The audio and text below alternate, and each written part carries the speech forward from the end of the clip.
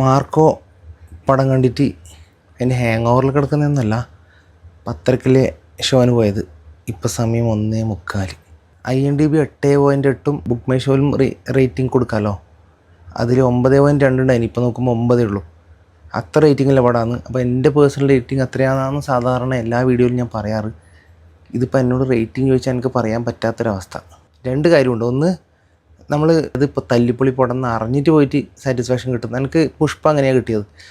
തല്ലിപ്പൊളി പടം എന്ന് അറിഞ്ഞാലും എന്തെങ്കിലും കാണാനുണ്ടാവുന്നില്ല പ്രതീക്ഷയിൽ പോയിട്ട് അത്യാവശ്യം എനിക്ക് ഓക്കെ ആയിരുന്നു. അത് തല്ലിപ്പൊളി എന്ന് അറിഞ്ഞതുകൊണ്ട് അത് ആക്സെപ്റ്റ് ചെയ്തിട്ട് പോയി. ഇത് 9 റേറ്റിംഗ് കണ്ടവരെല്ലാം ഭയങ്കര പോസിറ്റീവ് റിവ്യൂ, മീൻസ് അത്രയും ഉണ്ട് കാണാൻ. വയലൻസാണ്, ചക്കയാണ്, മാങ്ങയാണെന്നെല്ലാം അറിഞ്ഞിട്ട് പോയതുകൊണ്ടില്ല ഒരു പ്രശ്നമുണ്ട്.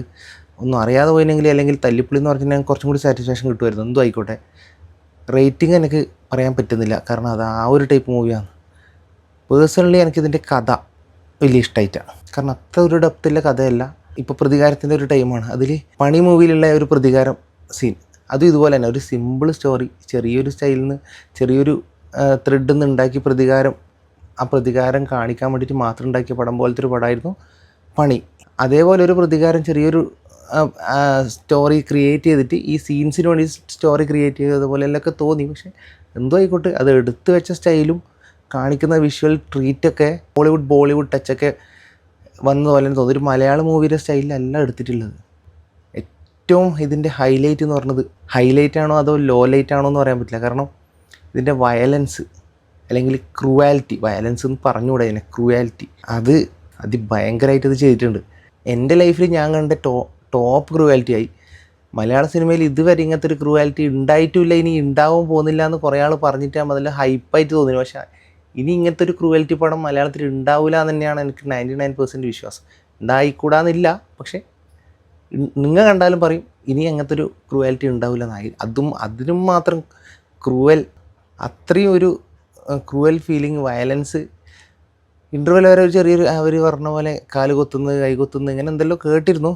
അതായത് ഫസ്റ്റ് ഹാഫിൻ്റെ ആ ഒരു എൻഡിൽ അത് കാണിച്ചിട്ട് പിന്നെ ഇനി എന്തപ്പോൾ ഇതിനേക്കാളും ഉണ്ടാവില്ലെന്ന് ആലോചിക്കുന്ന സമയത്ത് ഒന്നുമല്ല എന്നുള്ള രീതിയിൽ സെക്കൻഡ് ഹാഫിൽ അത് കൊണ്ടുവന്ന് അതിൻ്റെ ലാസ്റ്റ് ഒരു ക്ലൈമാക്സ് ഒക്കെ സാറ്റിസ്ഫാക്ഷൻ ആവാത്ത പോലെയല്ല എനിക്ക് തോന്നി. പലർക്കും അത് തോന്നിയിട്ടുണ്ടാവാം. 2 അഭിപ്രായം ഉണ്ടാവും. പൊങ്കാലിടാം, എന്തും ആകാം. എൻ്റെ പേഴ്സണൽ അഭിപ്രായം എന്ന് പറയുന്നത്, ഫൈറ്റ് സീനും കാര്യങ്ങളും 10-50 വരെ അടിച്ചിടുന്നൊരു സീൻസൊക്കെ ഉണ്ട്. നമ്മൾ അനിമൽ സിനിമയിൽ നമ്മൾ നായകൻ ഒറ്റയ്ക്ക് തന്നെ പോയിട്ടൊരു 100 ആളെ തല്ലുന്ന സീനൊക്കെ ഉണ്ട്. ആ ഒരു സ്റ്റൈലിൽ അതിനേക്കാളും ടോപ്പിൽ തന്നെ എടുത്തിട്ടുണ്ട് തന്നെ പറയാം.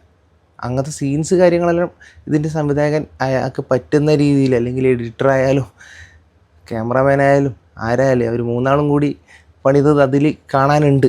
അപ്പോൾ ഇത് മസ്റ്റ് വാച്ചാണോ അതോ നിങ്ങൾ എന്തായാലും കാണണം അതൊന്നും ഞാൻ പറയുന്നില്ല. അതെല്ലാം നിങ്ങൾ ഇഷ്ടം പോലെ ഇരിക്കുന്നത്.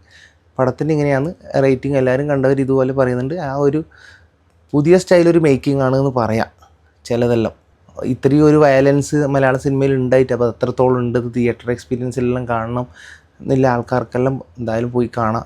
ഫാമിലിയായിട്ടൊന്നും കാണാൻ പറ്റിയ പടമേ അല്ല. ആ രീതിയിൽ ആൾക്കാർ പോകണ്ട. കുട്ടികൾക്കെല്ലാം സർട്ടിഫിക്കറ്റ് അല്ല അതിന് മുകളിൽ കൊടുക്കാൻ പറ്റുമെങ്കിൽ അതിന് മുകളിൽ കൊടുക്കുന്ന രീതിയിലാണ് ഇതിൻ്റെ വയലൻസ് ഇരിക്കുന്നത്. ട്രെയിൻ തട്ടിയിട്ട് ആൾ മരിച്ചു എന്ന് പറയുമ്പോൾ അത് കൗതുകത്തോടെ പോയി കാണുന്നവരുണ്ട്. അത് കാണാൻ കഴിയില്ല എന്ന് വിചാരിച്ചിട്ട് കാണാത്തവരുണ്ട്. അപ്പോൾ 2 ആൾക്കാരുണ്ടാവുമല്ലോ. അതുപോലെ ആ ഒരു മൈൻഡിലവർ എന്തായാലും പോയി പടം കണ്ട് സാറ്റിസ്ഫാക്ഷൻ അടയുക. ഒരിക്കലും OTTയിൽ കണ്ടാൽ കിട്ടാത്തൊരു സാധനം തന്നെ ആയിരിക്കും. തിയേറ്ററിൽ ആ മ്യൂസിക്കോട് കൂടി എന്നെ കണ്ട് എന്താ മോശം സാറ്റിസ്ഫാക്ഷനോ നല്ല സാറ്റിസ്ഫാക്ഷനോ എന്താണെന്ന് വെച്ചാൽ അണയുക.